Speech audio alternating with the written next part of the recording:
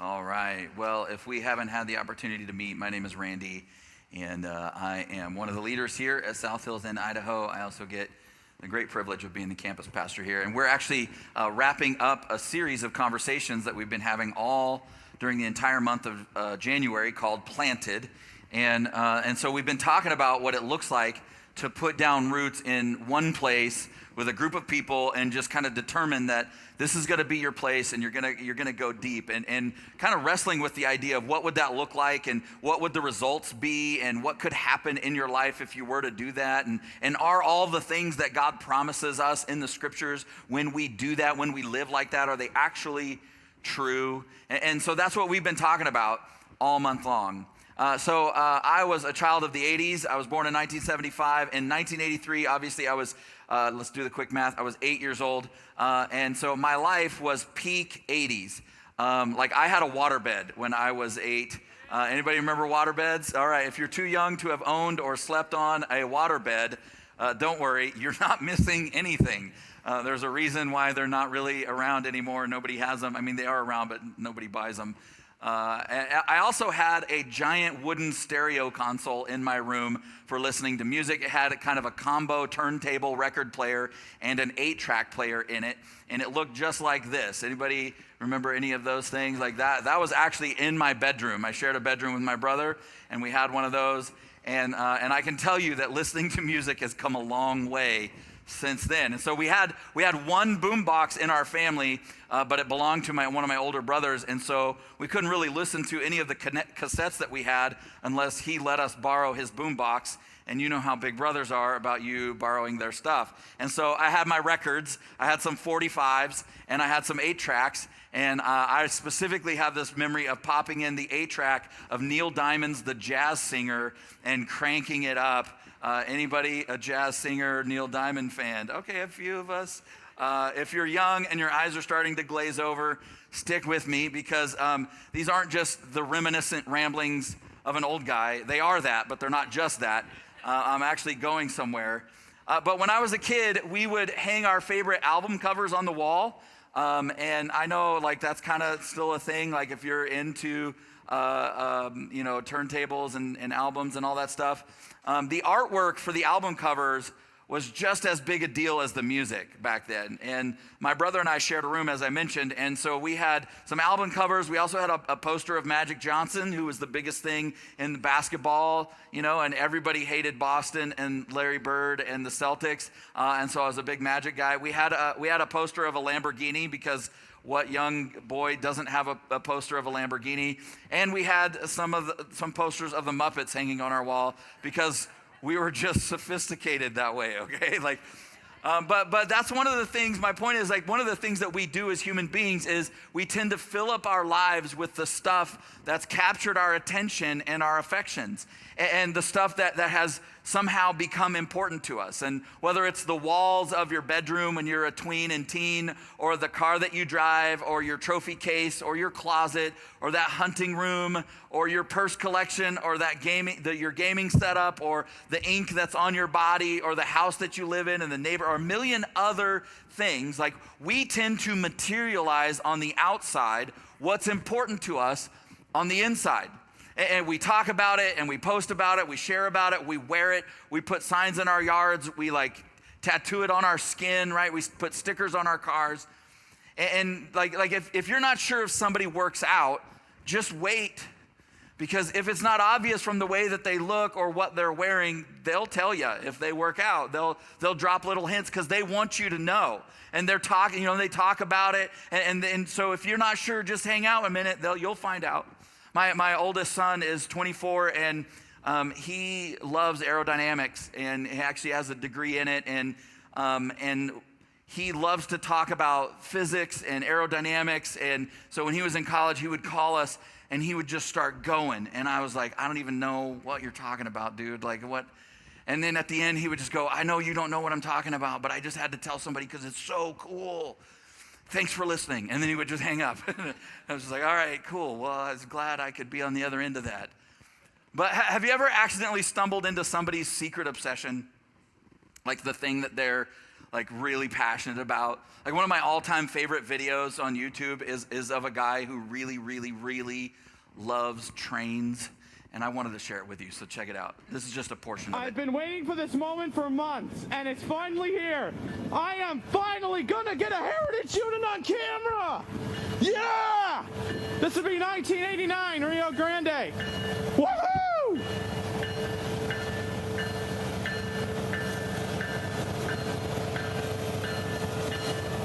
We're gonna take a look at that.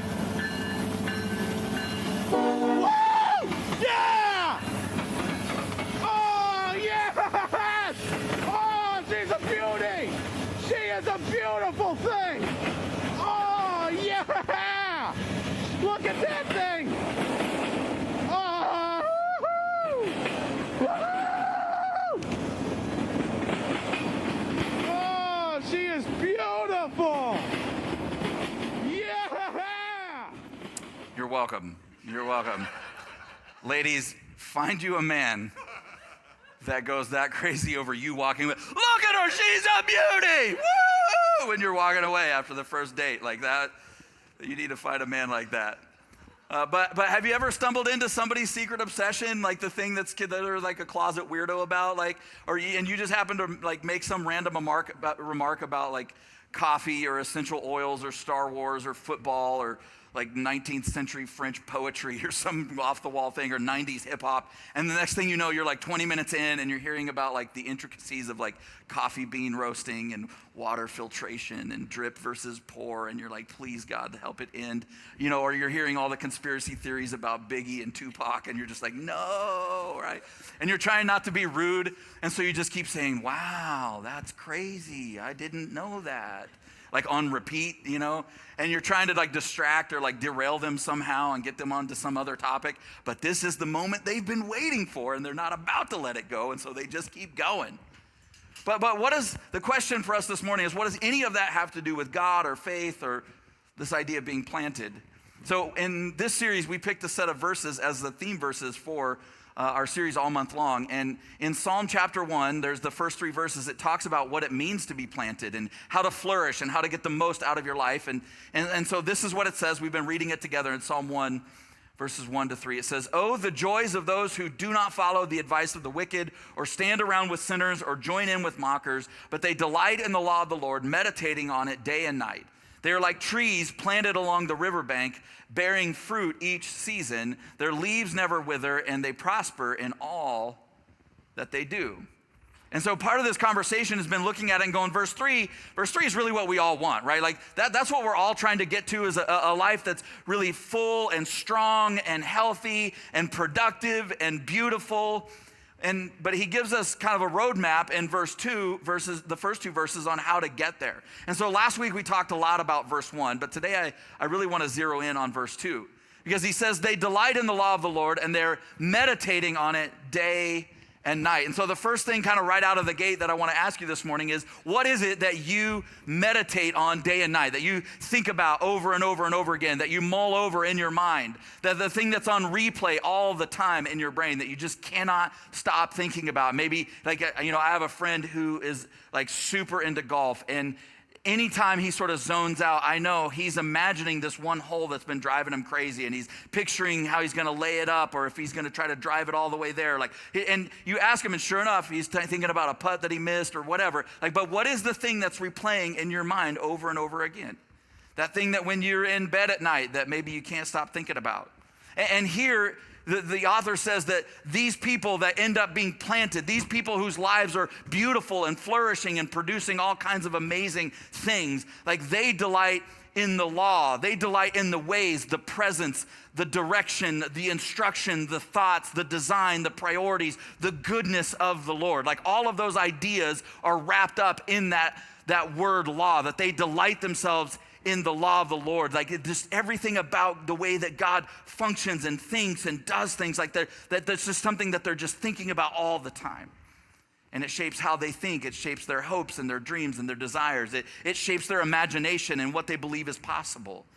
It shapes the hope they have and how they see themselves, how they relate to other people and the world around them. It shapes what they talk about and what breaks their heart and what gets them excited and the plans that they make with their life. Now, maybe you're here this morning and you're just like, whoa, time out, like slow down. Like I barely make it to church every once in a while. Like I'm certainly not thinking about all this God stuff every waking moment. Like I like to do my Sunday thing and I think about God, and God has that 90 minutes or 75 minutes on Sundays, and that's good. And honestly, like if that's you, I really get it.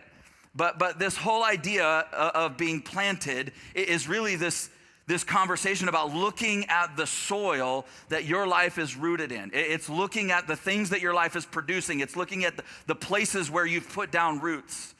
It's looking at the people that you're planted in, like with and for.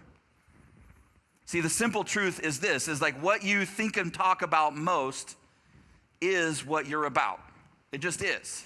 The stuff that we sit around and sort of mull over, the stuff that we talk about and share the most often, that is what makes up who you are and who you become.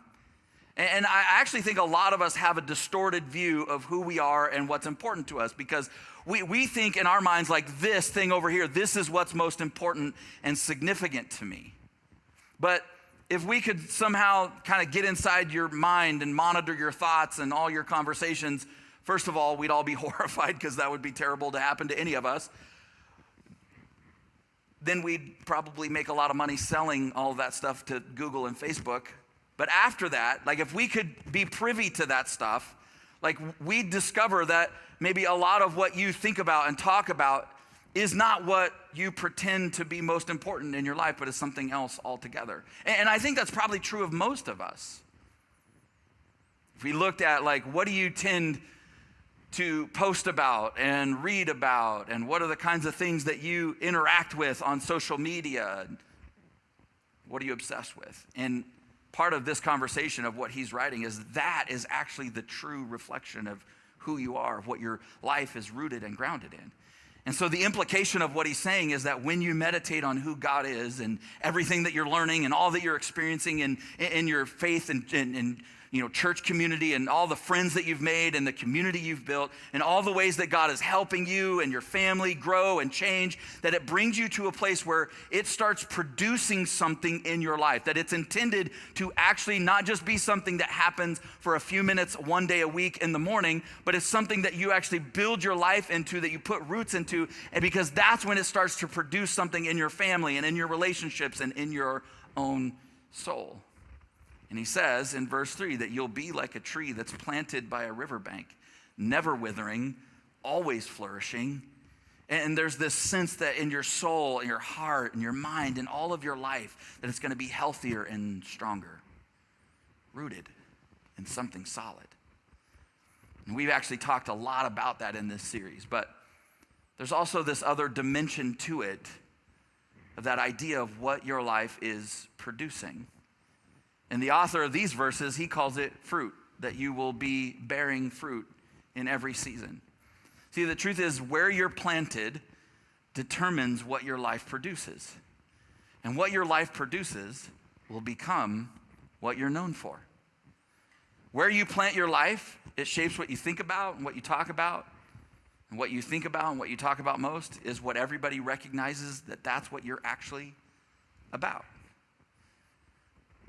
And to be honest, that's actually something that Jesus exactly said in Matthew chapter 7, verse 16. He said, you will know them by their fruits. And who's the them? Like, he's not talking about plants or trees. He's talking about people. And in this moment, he's talking about people who claim and talk a good spiritual game, but their life doesn't actually align with the things that they say. And he's like, you can actually know who they are and what they're about just by looking at their life, by the things that their life is producing. And so he's laying out this principle that the way that you live, that whatever what your life produces, that actually is what tells people who you are and what you're about. And it really reveals where your life is actually rooted, because where you're rooted determines what you produce. And so we spent the first 3 weeks of this series talking primarily about the root system in your life. But there's no way to do a series or a conversation about this idea of being planted and not talk about the fruit of your life and what your life is producing. And when you stop and think about it, none of us are drawn to the artificial. Nobody's like, I really love those towers, those cell towers that they make look like trees. They just look so beautiful. No, we're drawn toward green things, living things, thriving things. We're drawn towards gardens and prairies and forests. Potted is fine, but planted is better. Like a single potted tree is cool, but a grove of planted trees growing together, now that kind of gets our attention. We want to kind of go over there and hang out and check it out and get in the shade. We're drawn towards life and growth and flourishing and thriving, whether it's a cornfield or a row of sunflowers, a grove of aspens, or a vineyard in the rolling hills of Napa, from the stunning colors of a field of wild mustard or purple sage to the towering redwoods on the coast of California. We're just drawn towards those things.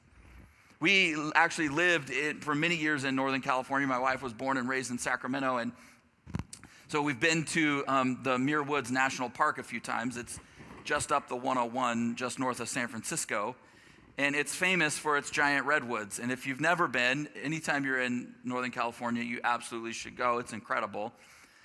But I went and looked it up this week, and that national forest with all of those incredible redwoods, it has a 4.8 stars Google rating on Google, which is pretty high for Google ratings, but it's not 5 stars. And I was like, how in the world can giant redwood trees not have 5 stars?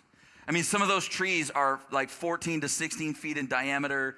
They're 260 feet tall, which I looked it up this week, is literally only about 12 feet shy of the tallest building in downtown Boise right now. And they're 1,000 years old, and still somebody was like, yeah, I don't know, 4 stars.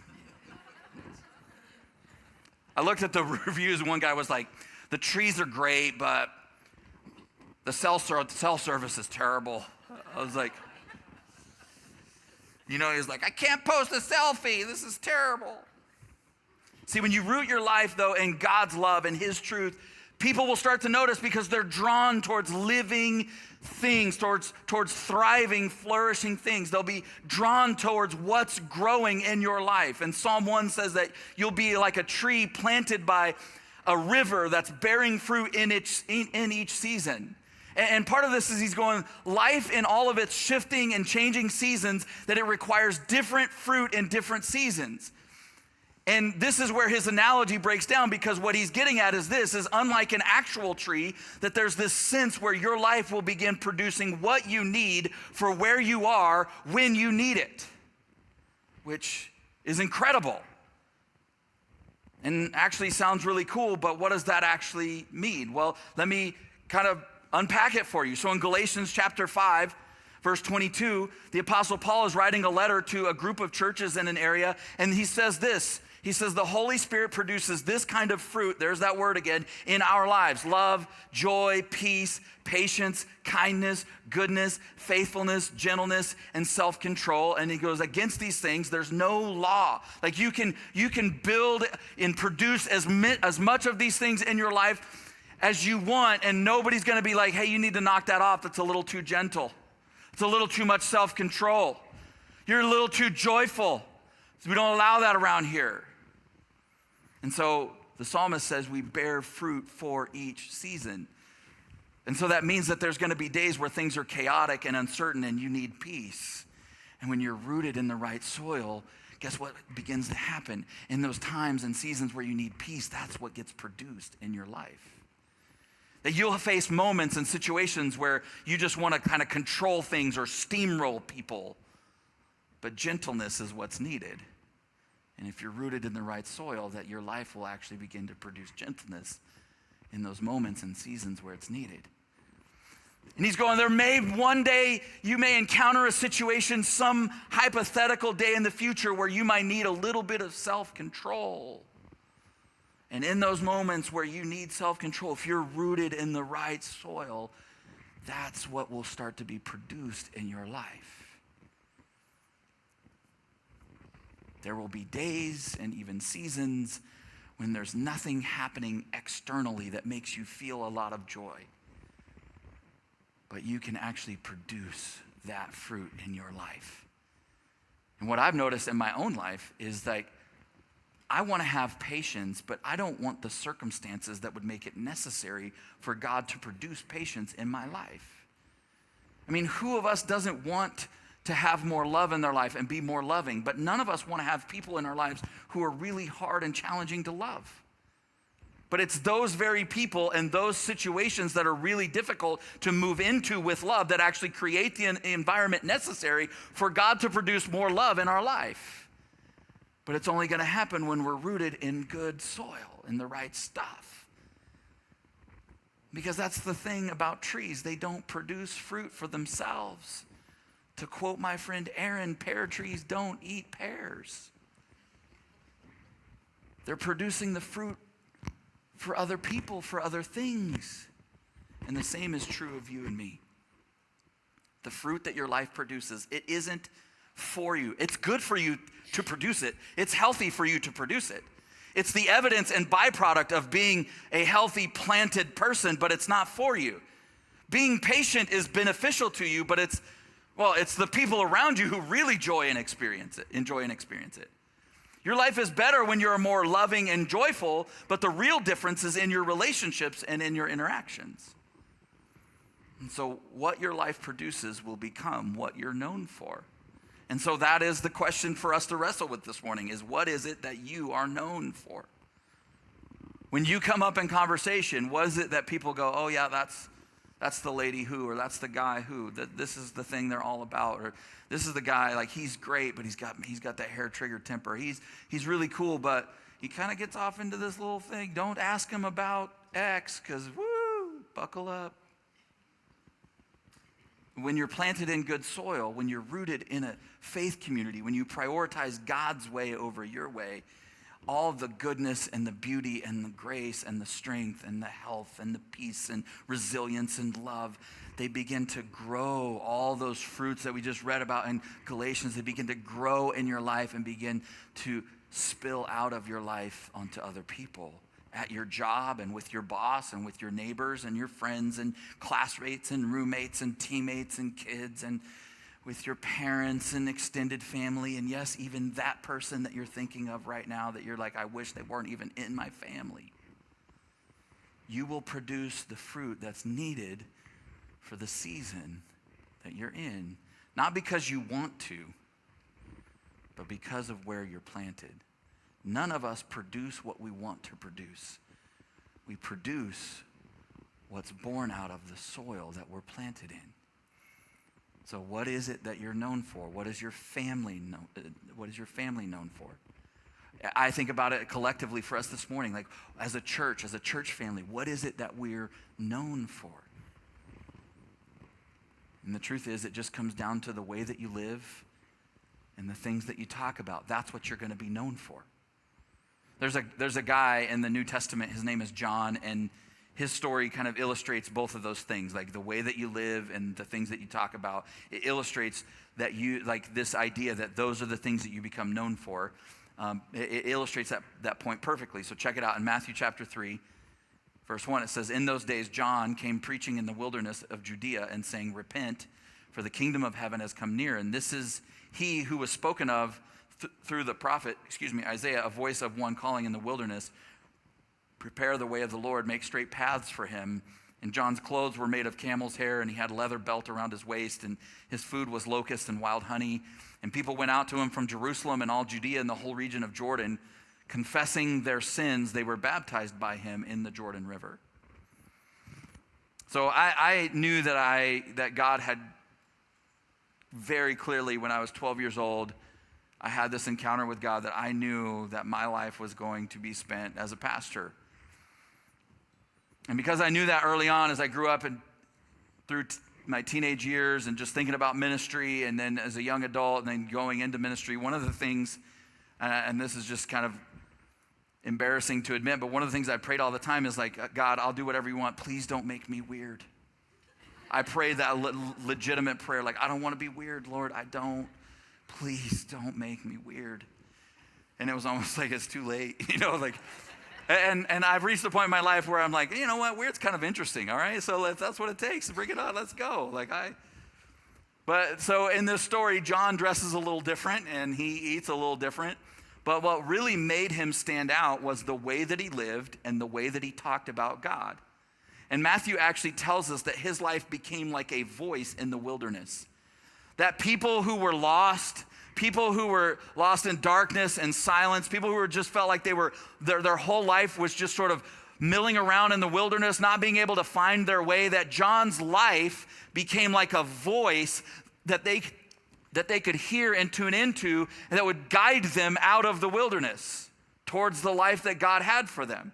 And so people began flocking to him, not to see the way that he dressed, although that was weird, not to see the things that he ate, although that was weird, but to hear the truth about God's love and God's kingdom. And also he tells us that all of those people that came out, that they would repent or just turn around, that they would change their lives and they would be baptized as this symbol of what was happening in their life. And that might not sound like a big deal to you and me, because lots of people get baptized, but this wasn't a common religious ritual, at least in this way, and not like this, not with these people and this kind of environment and what was happening there. This was unprecedented. It was overwhelming, because this wasn't a ceremonial thing. This was people going, my life is so radically changed by what I've experienced through God, hearing what you're saying about him, that I'm going to turn around and live completely different. And the proof that I am is I'm gonna come and allow you to baptize us, like my whole life is being washed, and it's a declaration that I'm a different person, I'm a new person, and I'm gonna live a different way. And John became so synonymous with people getting baptized that it became his title. That's what we know him as. He was John the Baptist. It was what he was known for. People experiencing God's heart and God's love and it changing their life. I wonder for you and me, what's the thing that we've become synonymous with in our life? But when it came to John, he wasn't just known for what he did, he was also known for what he talked about. So one day, he sees Jesus walking by, and out of the blue, he goes, look, behold, the Lamb of God who takes away the sin of the world, which is a beautiful declaration. And when we read the scriptures, we act as if, like, of course, that's all normal. But that's an interesting way to introduce somebody to people who don't know them, right? Look, I mean, maybe give it a shot tomorrow at work. Behold, Gary. He's the Billy Goat from accounting. He takes away all the receipts and files them properly. And he's like, dude, stop doing that. I told you not to do that. But John doesn't let it go. In fact, it tells us in the first chapter of John, he actually does it again the very next day.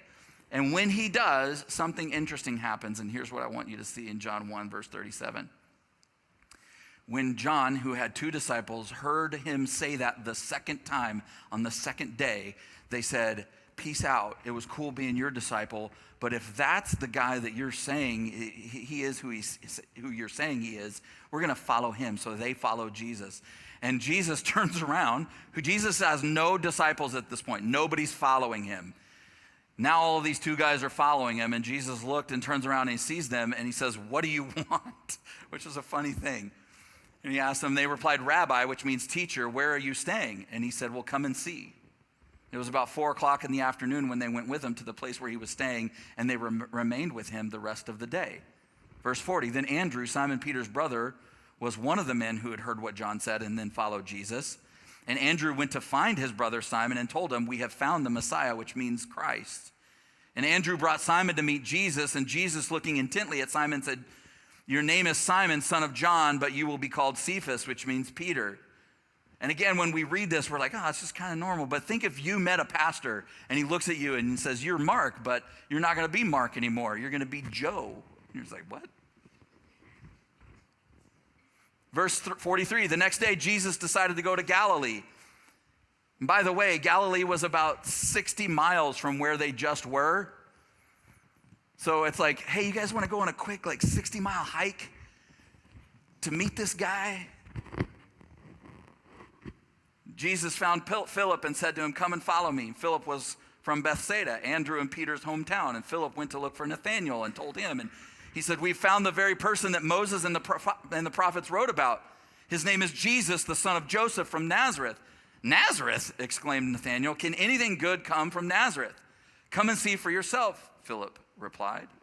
So all kinds of interesting things are in all of those exchanges. But here's the kind of the simple thing that I want you to see. is that John had an experience with God, John had an experience with Jesus, and he just begins to tell people about it. And then they have an experience with Jesus and they tell people, and then those people have an experience with Jesus and they tell people. And this massive chain reaction is set off because of the way one guy lived and the things that he talked about in his life. Jesus is the same guy today as he was yesterday when he had no followers. But now today, people are following him. And everybody's buzzing around about him. So, and all the people that are inviting people to see him and check it out and follow him. And they don't even have like a really good argument or sales pitch. It's literally like, come and see. Come check this out. Like, you got to see this. I mean, that's pretty basic. Come check it out. Meet the people. Sit in the room. Hear what's being said. I mean, I can't explain it. You've got to experience it for yourself. That's basically what they're saying. And I think my favorite part of the whole thing is Nathaniel going like, listen, Nazareth. I don't like Nazareth. I've been there. I'm not really a fan of the people from there. Nothing against those folks, but nothing good has ever come out of that place. And even after all of that, he's still like, but I like you, Philip. You seem like a good dude. You and I have been friends a while. All right, I'll come check it out.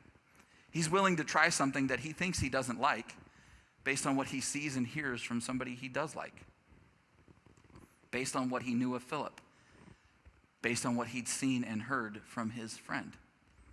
And so the movement of Jesus went from 0 to 2 to 10 to 100 to 1,000 to tens of thousands, all because people invited other people imperfectly, all because of what people saw and heard from other people. So healthy plants do this thing called seed dispersal, and it is exactly what it sounds like. It's where they take their seeds and they push them out to the edges of their branches and leaves, and they hold them very loosely so that wind and water and gravity and insects and animals will come along and brush up against them and carry them off, all so that they can take root somewhere else. And part of this conversation about being planted is recognizing that God is wanting to take your faith and what's growing in your life and your experiences with him and all the love and the community that you have here at South Hills and push it to the forefront of your life. Not back burner, but push it out to the edges so that other people can see and hear it, so that people brush up against your life in everyday interactions and conversations. They can sample what your life is producing so that it'll rub off and potentially take root in their life. If this is your church, if you're a Jesus follower, that's one of the things that God is wanting to happen more and more and more in your life this year. That's part of what it looks like to be planted, to be known by the way that you live and the things that you talk about. In Psalm 107, verse 2, it says, "Let the redeemed of the Lord tell their story. Let people who've been rescued and experienced God's love and his faithfulness and his grace and his mercy and his goodness and his forgiveness just tell their story."